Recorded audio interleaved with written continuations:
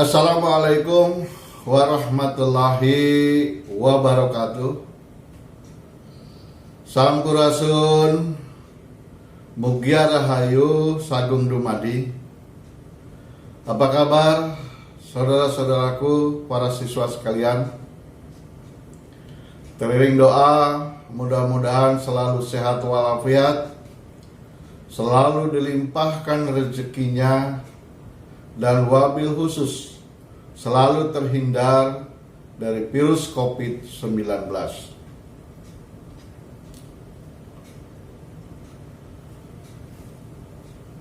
Para siswa dan saudara-saudara sekalian, di dalam Undang-Undang Nomor 32 Tahun 2009, bahwa yang dimaksud dengan pencemaran lingkungan hidup adalah masuk atau dimasukkannya makhluk hidup, zat, energi, dan atau komponen-komponen lain ke dalam lingkungan hidup oleh kegiatan manusia, sehingga melampaui baku mutu lingkungan hidup oleh kegiatan yang telah ditetapkan.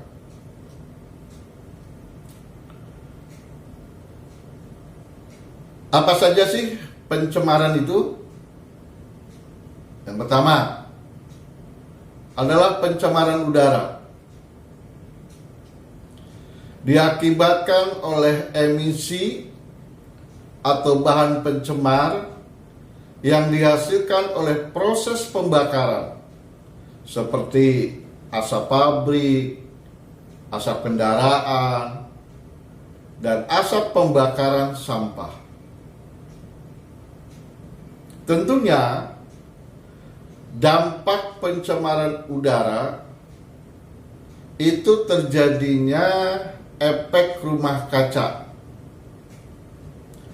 penipisan lapisan ozon, dan hujan asam. Dampak dari efek rumah kaca terhadap kehidupan di muka bumi, yakni adanya peningkatan suhu udara dan mempercepat perubahan iklim global. Akibatnya, es di kutub akan mencair, sehingga mengakibatkan permukaan air laut naik dan menenggelamkan daerah pesisir serta pulau-pulau yang rendah.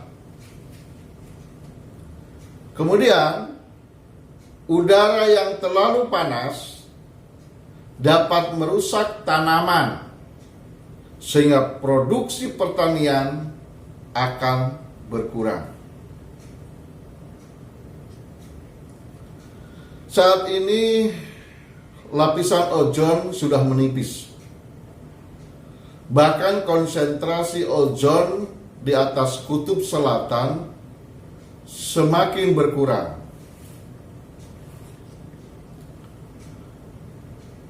Nah, pengaruh lapisan ozon terhadap kehidupan manusia. Pertama,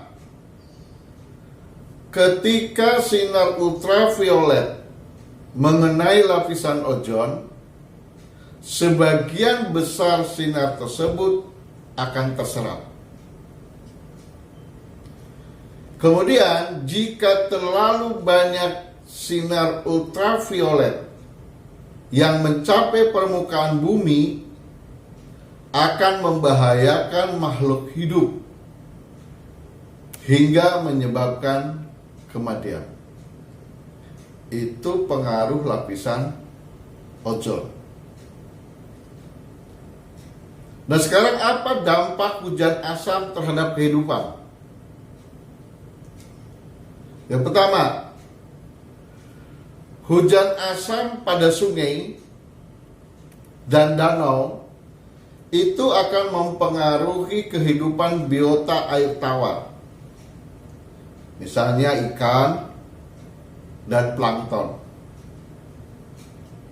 Kemudian yang kedua, air hujan dengan tingkat keasaman tinggi dapat merusak tanaman.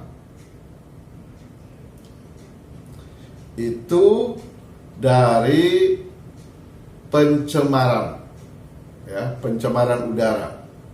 Nah, sekarang kita lihat pencemaran suara.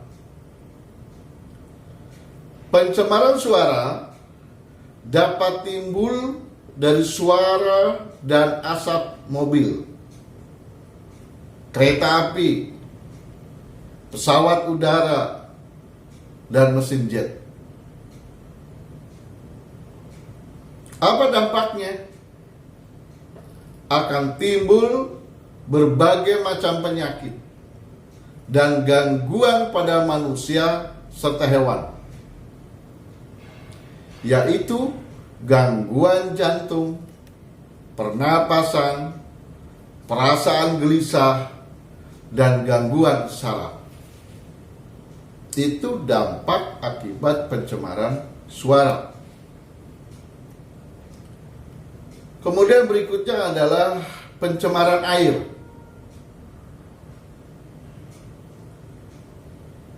Ini merupakan keberadaan konsentrasi suatu air pengotor di dalam air pada waktu cukup lama, sehingga dapat menimbulkan pengaruh tertentu. Apa dampaknya? Akan berkurangnya persediaan air bersih. Tentunya hal ini akan berpengaruh terhadap kesehatan manusia dan makhluk hidup lainnya. Itu pencemaran air. Kemudian ada juga pencemaran tanah. Apa sih yang menyebabkan terjadi pencemaran tanah? Pertama, pembuangan limbah industri dan pembangunan. Yang kedua, penimbunan sampah kertas, plastik, botol, dan kaleng bekas. Tentunya dampaknya adalah pertama akan menjadi sumber penyakit. Kedua, mengandung bahan kimia beracun. Ini akan dapat membahayakan kesehatan. Yang ketiga, merupakan tempat hidup dan berkembang biaknya binatang vektor penyakit. Misalnya lalat, tikus. Yang keempat, mencemari air tanah. Itu dampak ya, dari penimbunan sampah atau pencemaran tanah. Saudara-saudaraku dan para siswa sekalian, pelestarian lingkungan hidup yakni serangkaian upaya untuk melindungi kemampuan lingkungan hidup terhadap tekanan perubahan dan dampak negatif yang ditimbulkan oleh berbagai fenomena agar tetap mampu mendukung kehidupan makhluk hidup.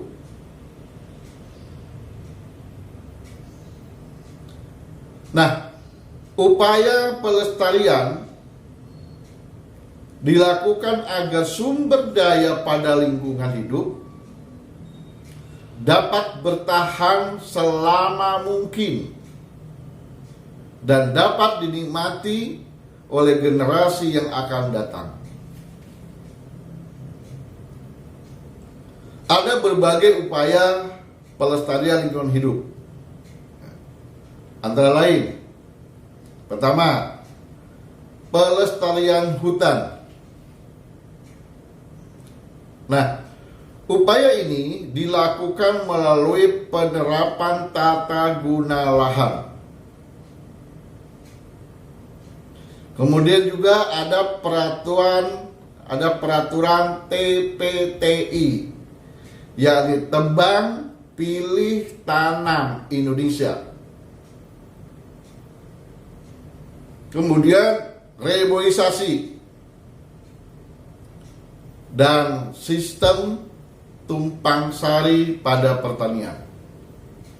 Itu pelestarian hutan. Yang kedua, pelestarian keanekaragaman hayati. Upaya pelestarian ini dilakukan pada berbagai varietas asli tanaman. Misalnya padi jenis Cianjur dan rojo lele.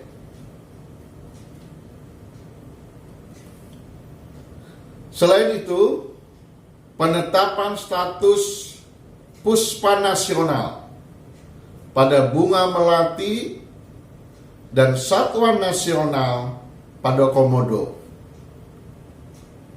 Ini merupakan usaha untuk melestarikan tumbuhan dan hewan endemik.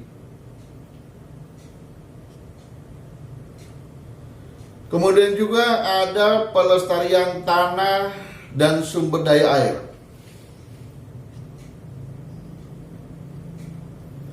Dilakukan dengan mencegah pencemaran, merawat, dan membersihkan pintu-pintu air,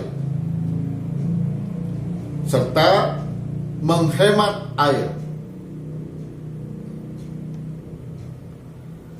Hutan-hutan di sekitar sungai, danau, mata air, dan rawa itu perlu dipertahankan baik luas dan kelestariannya.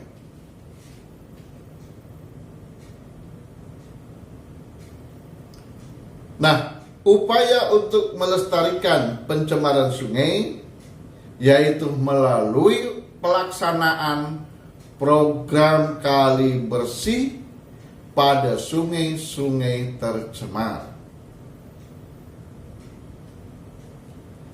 Kemudian berikutnya ada pelestarian sumber daya udara. Dilakukan dengan mengharuskan pabrik memasang alat penyaring udara. Penambahan luas ruang terbuka hijau dan hutan kota.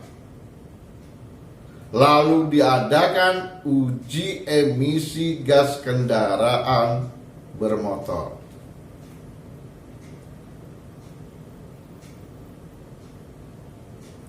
Apakah upaya-upaya pelestarian udara? Di antaranya, pertama, tidak menggunakan semprotan yang mengandung gas CFC dan insektisida. Yang kedua, menggunakan alat penyaring udara pada kendaraan bermotor. Yang ketiga, mengurangi konsumsi sumber daya alam yang tidak dapat diperbaharui. Yang keempat, menggunakan pendingin udara dan lemari es yang tidak mengandung freon. Yang kelima, menanam kembali pohon untuk menggantikan pohon yang telah ditebang. Kemudian yang keenam, menghemat penggunaan kertas. Yang ketujuh, menggunakan air sehemat mungkin. Yang kedelapan, memilah sampah menurut jenisnya. Nah, itulah saudara-saudaraku materi dengan pencemaran dan pelestarian lingkungan hidup. Mudah-mudahan materi ini bermanfaat untuk saudara-saudara dan para siswa sekalian.